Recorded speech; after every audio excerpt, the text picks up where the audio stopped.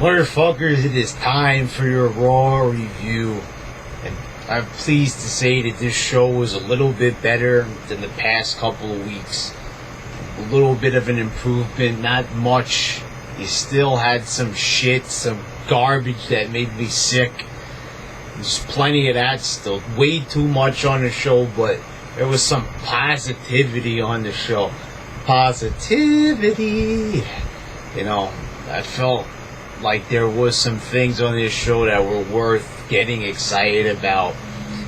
Wasn't really, too excited, but, it was better than me just being stone-faced bored the whole fucking night.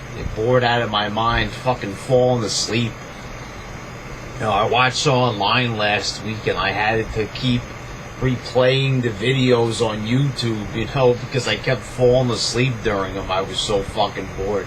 When I say it was so bored it was putting me to sleep, that's not like something to make you laugh. It's actually me literally falling asleep. I know a lot of people use that old cliche, oh, it's so boring, it puts me to sleep, but they're wide awake. No, I'm knocked out fucking cold. I'm unconscious, my eyes are closed. I'm not even fucking watching it. I can't because I'm fucking asleep. If something puts you to sleep, that is the epitome of boredom right there.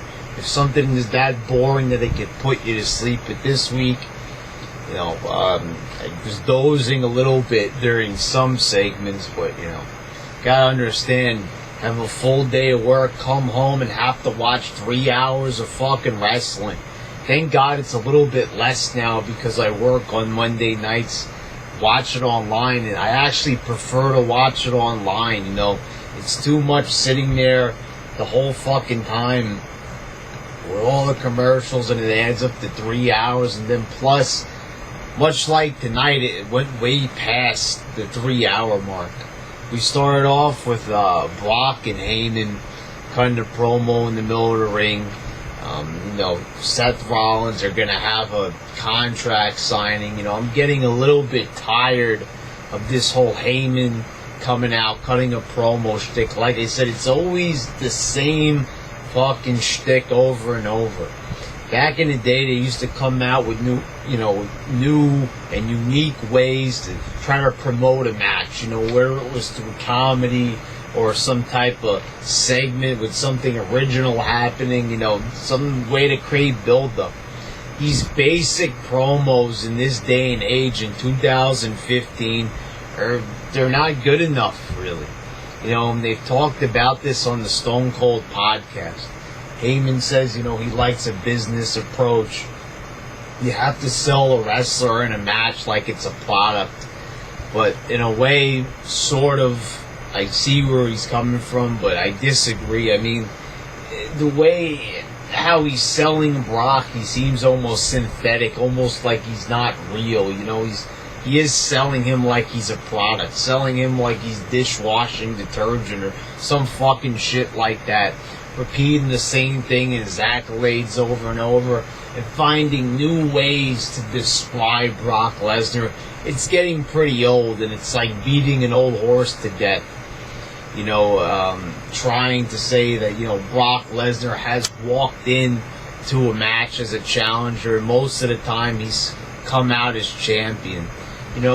We already knew this. He's already said that he's beaten The Rock for the title 1,000 fucking times, that he's beaten Cena, that he's beaten Undertaker, all these different accolades, that he beat Randy Couture. We've been through this promo before.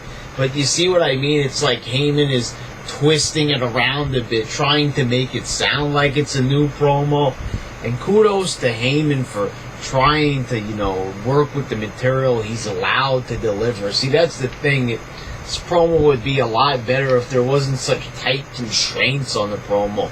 If Heyman was allowed to cut a bit loose, maybe we could address some different topics and we could have a pretty entertaining promo that could help to promote the match. But instead we're stuck with this same, shit that we get week after week. And, it's the same fucking concept over and over. And, thing is, the contract signing thing, they never had contract signings a lot of the times during the Attitude Era. This is a thing that really got popular during the Ruthless Aggression era, and I've never been a big fan of them. I always feel like, the fuck's the point? And they're so predictable, it's almost like a joke. They're going to sit at the table, they're going to talk to each other a little bit, then someone's going to flip the table over, and then they're going to fight. You know, I know Brad, that's just wrestling. You know what to expect already, so how can you complain about something that's a staple of wrestling? Well, how about this? Maybe I don't like a staple of wrestling. Maybe it hasn't always been there, and I don't really care for it. There's nothing new or exciting they could do, really, with the concept of a contract sign. At least nothing that I can think of. What is the point?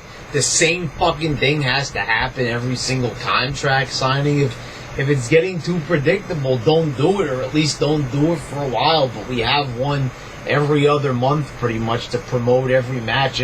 I feel like it's a very cheap, lazy way to provide build-up for the match. Here's a contract signing for the match. They're signing contracts to be in the match, even though they've already been booked in the match, and in real life, the match has already been booked. So what the fuck is the point of signing the fucking contracts? They've already been booked for the match. Well, what is this? So does every other wrestler, how come everybody in the mid-card matches and the opener and the fucking pre-show, how come they don't have to have contract signs? There's no point to it. You see what I mean? There's no point to the contract signing. It's just... I could go on all day about how much shit doesn't make sense nowadays. I'd be here all day. Then you have Ryback and Orton defeating Sheamus and Big Show. It wasn't a bad match, but it wasn't really a great match or even a decent match. Miz is beyond annoying. What the fuck happened to the Miz's character? When he was champion, he was cutting good promos. He actually had credibility as a heel. I remember the first time he won the title, I couldn't even fucking believe it. I was like, this is the champion. And then I grew to like him. And I was like, you know what?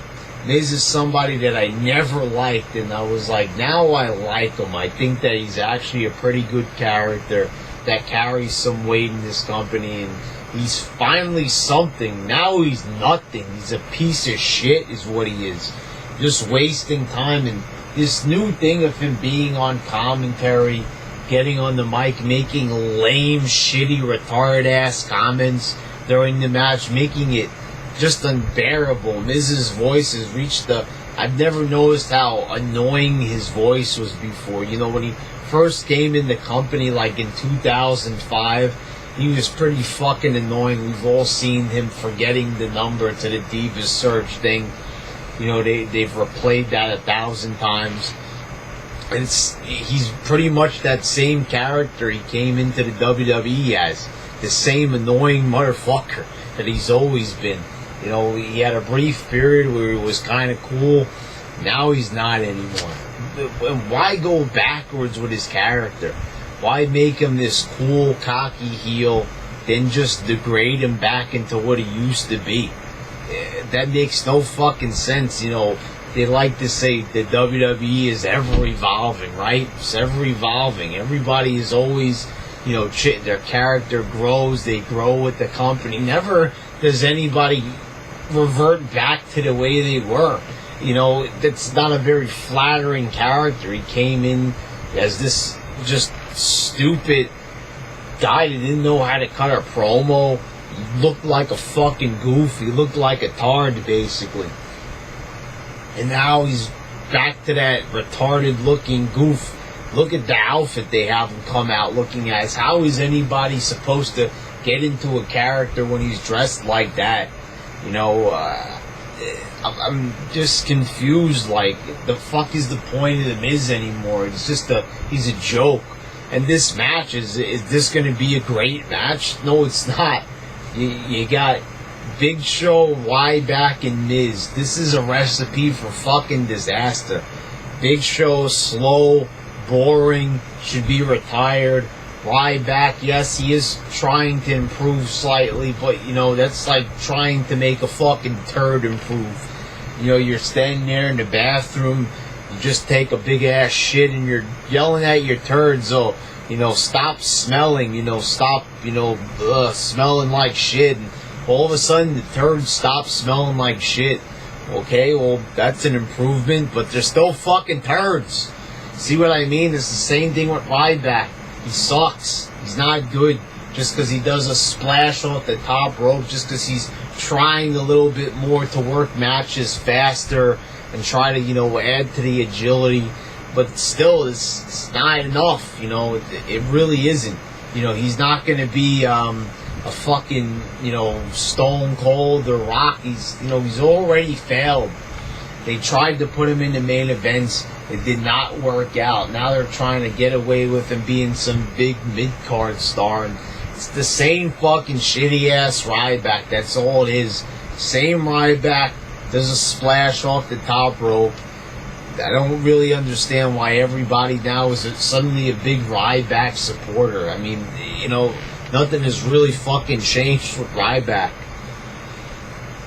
Then you had Dean Ambrose and Bray Wyatt about to have a match, and I was like, oh, what? I'm like, Bray Wyatt is actually going to wrestle.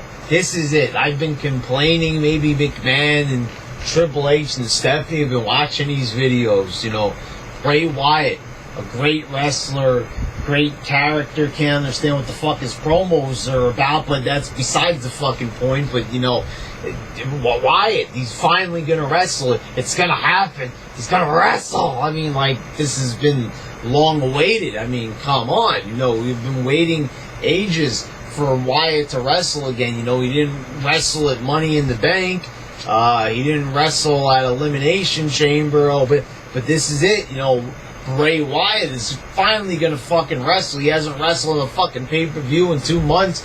Hasn't wrestled on any fucking show for fucking months. And now this is it. After all those shitty, retarded promos and this ass backwards, can't even fucking talk feud with Roman Reigns. He's finally gonna wrestle. Okay, so he wrestled Dean Ambrose 1,000 times already, but all right, it's a match. It's Bray Wyatt. He's gonna wrestle, and then he doesn't wrestle, and I'm like, the fuck. Roman Reigns comes out and he just starts beating up Wyatt. And we don't get a match. That's it. And that's all the build-up. I mean, there's SmackDown. They might do something on there, but no one's going to watch it. That was it. That was all the build-up for the fucking match, basically. It was just Bray Wyatt on the Titantron. So let's just all lay it all out right here. This is all the build-up we had for the match. He's at Money in the Bank. He stops Roman Reigns from winning by pushing him off the ladder. Okay. That's fine. That's good enough reason. Why is he doing it? We don't know. He gives an explanation. They always do the same shit with Bray Wyatt. Oh, Bray, what's your explanation?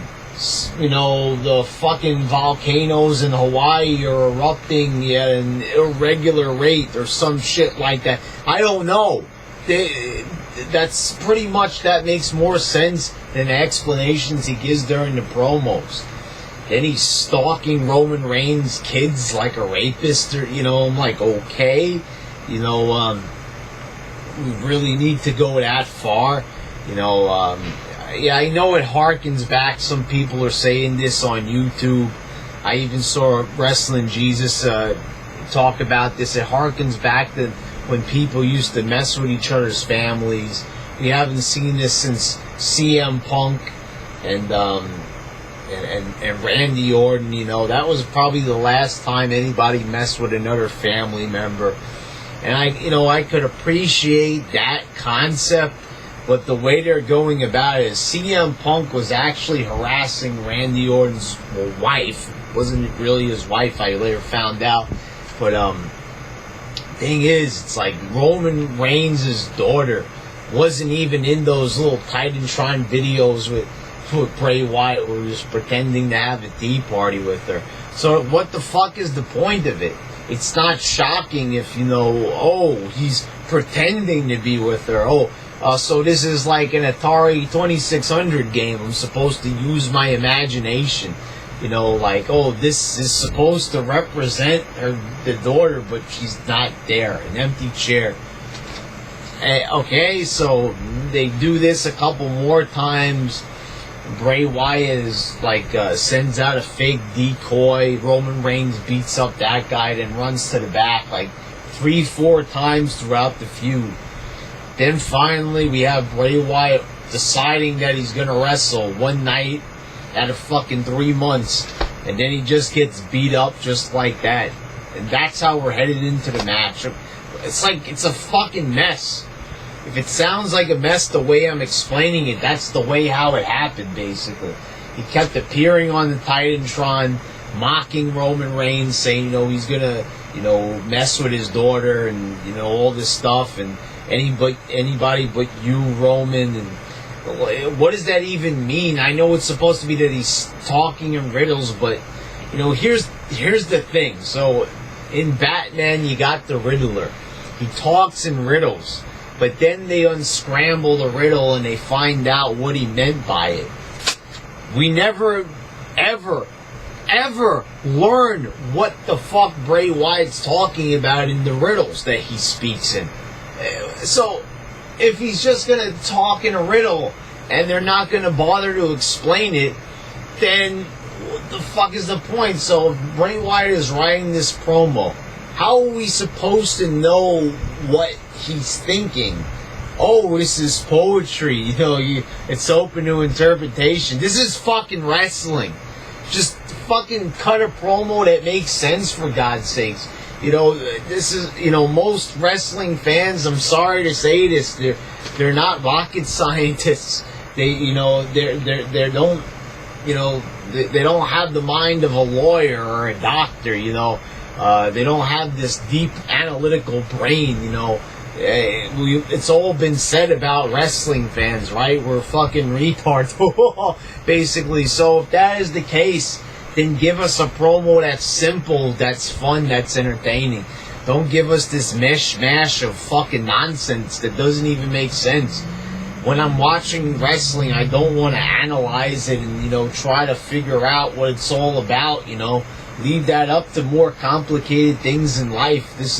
Should be the least complicated thing in my life is professional wrestling. I shouldn't have to think about it. I shouldn't have to think at all. It's not what wrestling is there for. It's just entertainment. And meanwhile, there's things in WWE that are more complicated than a lot of film plots out there. I mean, for God fucking sakes, there's things that are easier to understand out there than this. It's just wrestling. It's not that hard, but they make it like it's some type of science. They're breaking out the abacus and fucking around with all sorts of chemistry and beakers and shit and trying to, come on. It ain't calculus, it ain't chemistry, it's fucking wrestling, and it's enough already with this bullshit.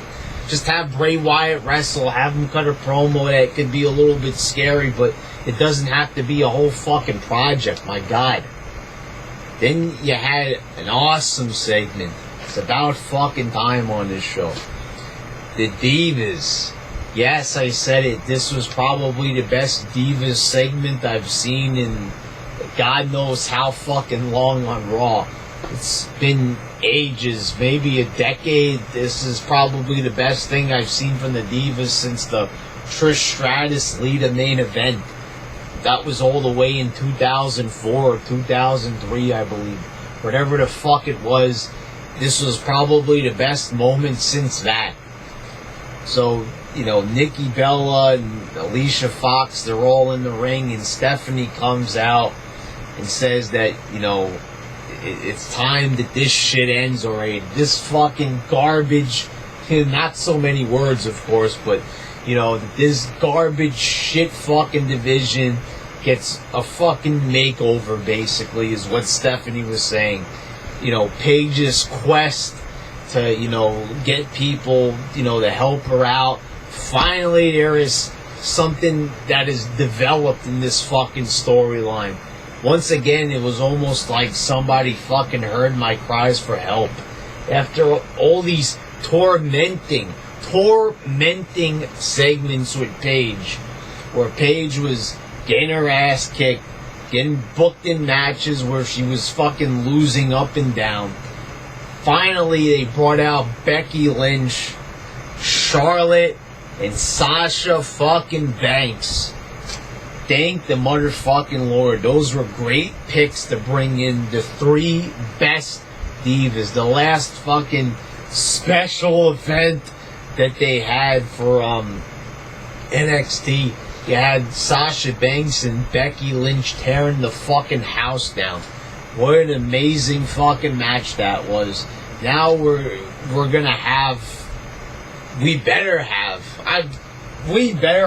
a fucking amazing Divas match at Battleground, SummerSlam, whatever they're planning. I hope to fucking God that they at least put something decent together.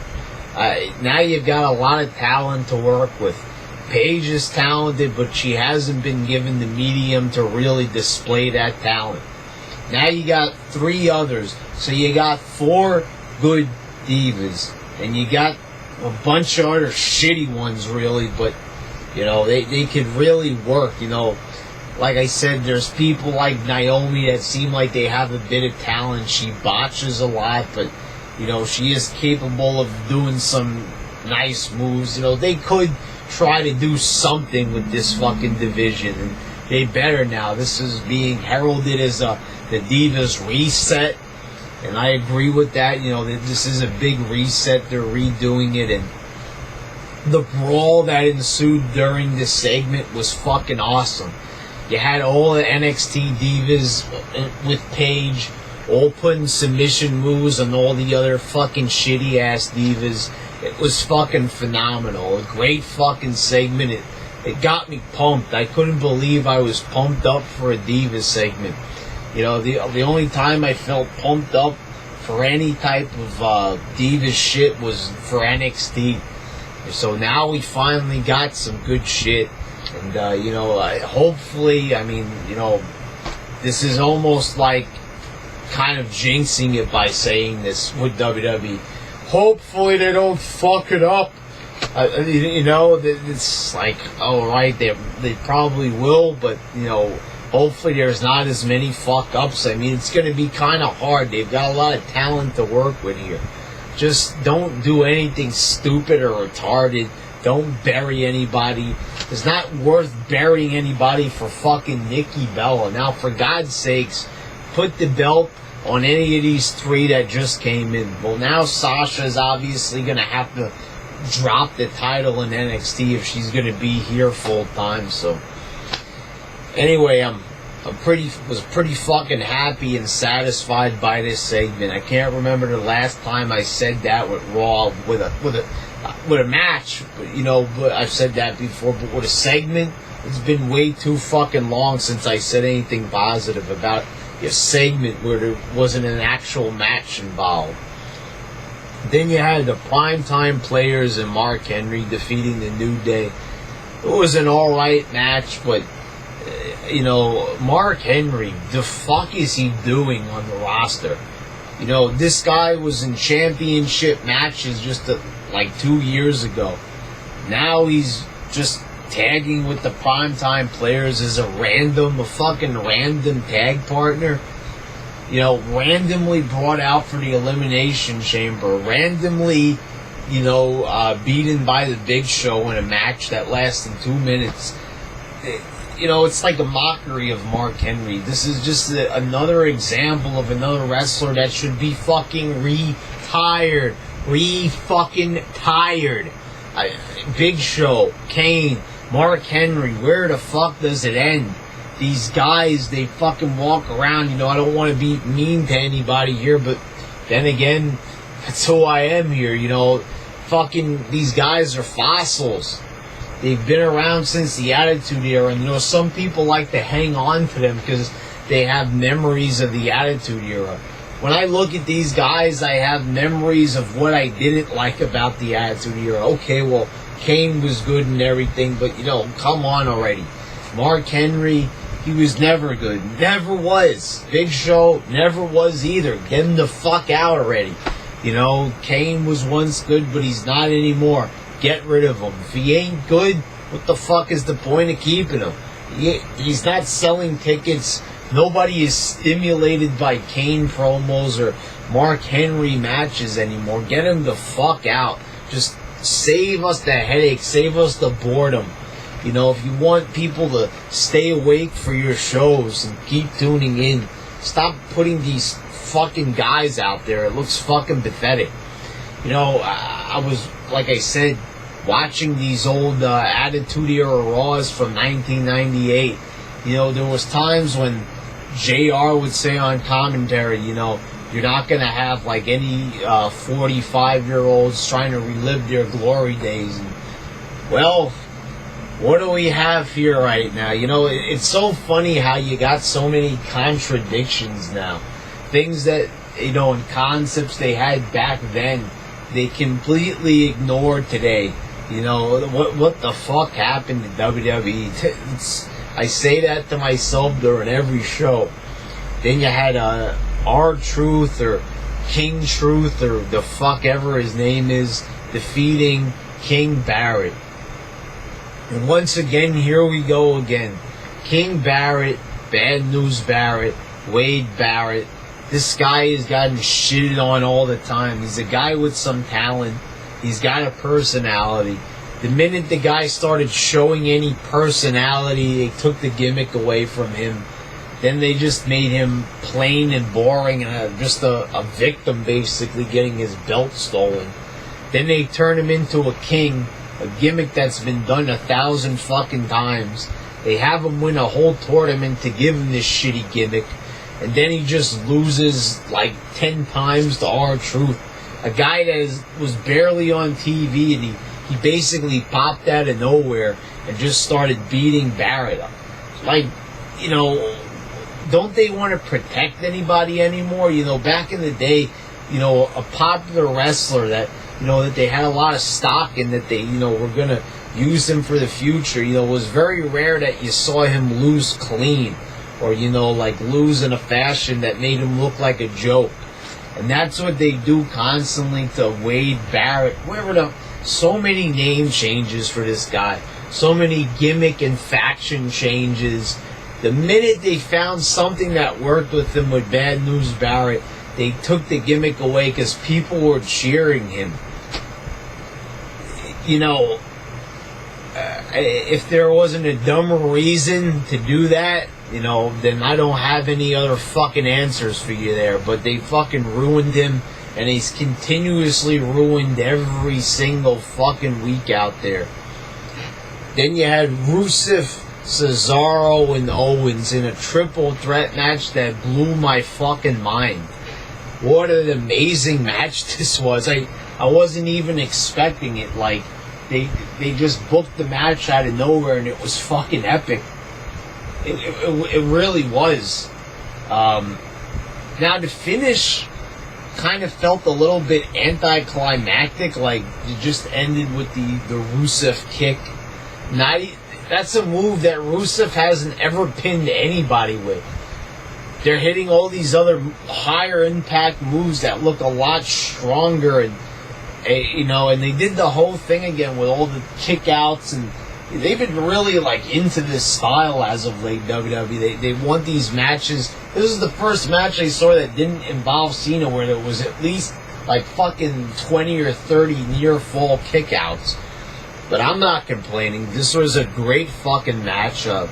I'm not crazy about Rusev, but he did pretty well in this match. And, Cesaro looking like a star once again. But, okay, I understand that they didn't want Cesaro to have a U.S. title match for a third time in a row.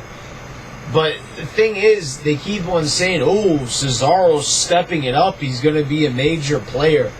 See, this is the reason why Cesaro never got over, even when they had him win the Andre the Giant Battle Royal and he became a Paul Heyman guy. The reason why he never got over is because they never gave him a fucking chance. They never gave him a belt. They never gave him, a chance to do anything, to ever get any big wins. He's got to win a lot to be appreciated. It looks stupid. The crowd is into him. They want him to win. They're getting behind him. He's having these phenomenal matches and putting forth these incredible performances. But, he's not winning. And when you're not winning, no one gives a fuck about you. Sorry to say, but that's just the fucking truth there.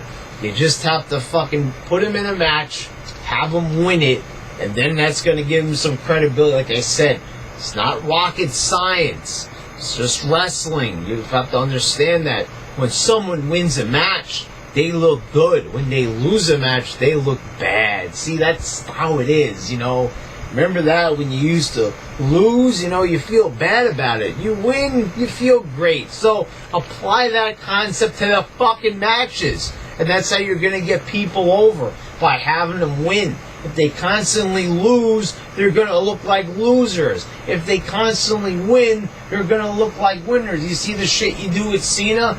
Just do half that with anybody on the roster, and there you go. That's how you push somebody, by having them win. It's not really a push if they lose all the fucking time. Then you had, right after that, basically, I didn't explain this, that whoever won the triple threat match was going to go on to face Cena for the U.S. title. So Rusev is, all exhausted. There was this one good counter where Cena picked him up for the FU, but Rusev dropped down into the camel clutch, and then it just ends with Owens coming in, basically. And I was like, the fuck was the point? Okay, I understand that was the whole reason why they had the triple threat match, is because they were looking for the number, for the person to face Cena for the title. And it wouldn't have made a lot of sense just to have the triple threat match, but the thing is, couldn't that match be a little bit longer? We did all that to get here, and then it's just nothingness, basically. So, but whatever. It was a good triple threat match. I'm happy they had it. Then Stardust returned to face Neville. And what is this shit I see where they're trying to promote Neville now as a comic book character? Desperation of the highest order is what I get from this. So they don't want to take the time to develop Neville's character. They want to be lazy with them. Don't, give him any good moments. Don't book him in any matches. He had a great match with Chris Jericho at the in Japan, a match that he probably should have fucking won, but didn't. But, they don't continue that momentum. Now it's just put him against Stardust, the guy that's just returning, that no one really likes the character that much. They were a bit shocked by his character at first, but now no one gives a shit about him. Because once again, it's another character that even WWE doesn't give a fuck about. So, once again, why should we?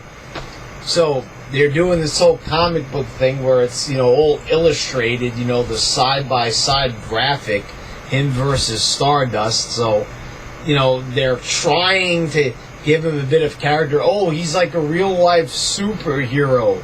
That explains why he wears the cape and, okay, we're not buying this. We're not fucking 3 years old here. No one's gonna buy that he's a superhero.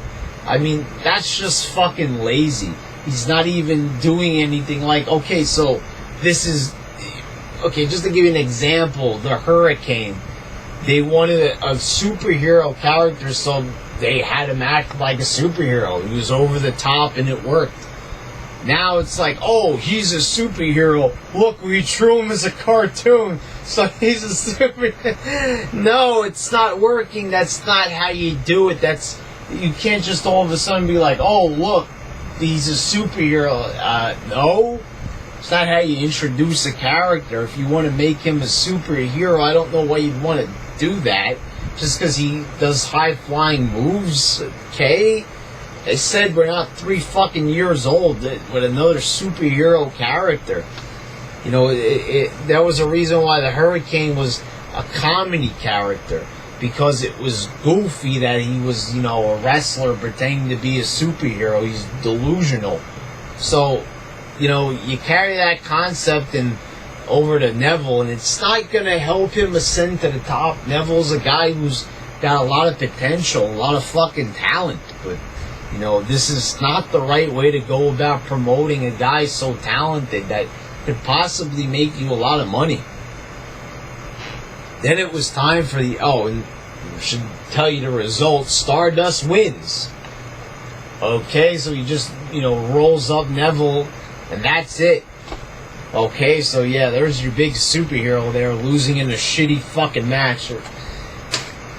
Then we go to the contract signing, and, Heyman again is saying the same fucking shit, basically, over and over. He's gonna kick your ass.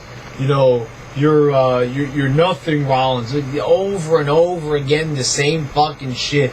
Sneaky, slimy, oh, shut the fuck up already. I've heard this time and time again.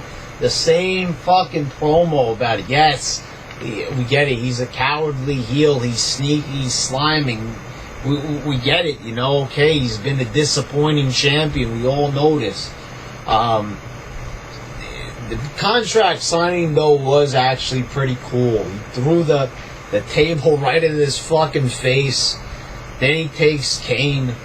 He F5s him on the floor. Then he takes the fucking steel steps and just bashes his ankle. He breaks the fucking ankle. Right there, they should have just ended with Rollins jumping into the crowd and getting the fuck out of there. But no, they have to end it so awkwardly. And this is where I'm like, they have no idea what the fuck they're doing. So there you had a nice moment with Kane. He destroyed everybody. He made Rollins run away, which I'm not a big fan of that type of approach there, but he bashed his ankle with the steps. Brock was looking like a monster. Someone got destroyed, so that was pretty cool. But then Rollins comes back, and he starts ragging on Kane, saying that he's worthless. And then he gives him like a little stomp to the ankle. And that's it. It's like he stood there just degrading Kane. And I was like, they're not building up for Rollins versus Kane. They're building up for Rollins versus Brock, for God fucking sakes. So why are they doing this approach with Brock Lesnar, leaving the screen, and it's just Seth Rollins and Kane being the last thing that you see? You see the problem there? It's like, that doesn't make any fucking sense. It doesn't, this is like a Rambo movie, and the last guy you see is not Rambo. It's some other side character, you know what I mean? It's like, it's like watching Rocky, and, the last guy you see is Paulie. Like, you don't want to see that guy, you want to see Rocky. You understand what I mean? It's like, doesn't make any fucking sense. The last person that we should be seeing on that screen, without a doubt, is Seth Rollins and Brock Lesnar, or one of the two at least. Not Kane and Rollins. The fuck is with them with Kane already? No one cares about Kane.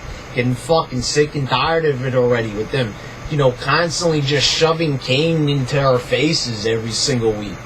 No one gives a fuck. So, anyway, it was a good end segment.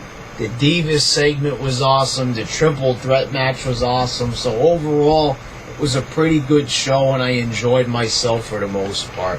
Alright, motherfuckers, I don't really know how Battleground's gonna turn out. This is like, I'm really confused. I don't know what they're doing with the Divas. And, obviously Seth and Brock is not going to end clean, because they're just going to do the match at SummerSlam again. So, fuck, I don't know. Oh, until then, I don't fuck.